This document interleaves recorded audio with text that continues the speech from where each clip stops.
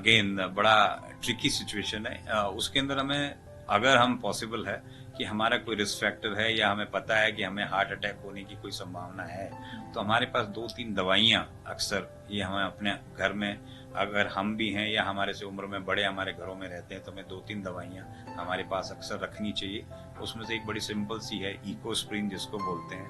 एक हम बोलते हैं उसमें एटोर्वास्टैटिन जो कि स्टैटिन जो कि कोलेस्ट्रॉल लेवल्स को कम करती है, और एक सॉर्बिट्रेट की गोली। ये 2-3 दवाइयां हमें अपने घर में रखनी चाहिए। और जैसे ही हमें लगे कि हाँ हमारे घर में किसी को हार्ट अटैक होने की संभावना या है, या हमारे घर में किसी को हार्ट अटैक हो रहा है, तो इन 2-3 दवाइयों का अगर हम इस्तेमाल एक डॉक्टर की सलाह से करें, तो मुझे लगता है कि समय रहते उसके बाद अगर हम अपने मरीज को अस्पताल में शिफ्ट कर दें या हम खुद चले जाएं, तो मुझे लगता है हमारी जान बच सकती है।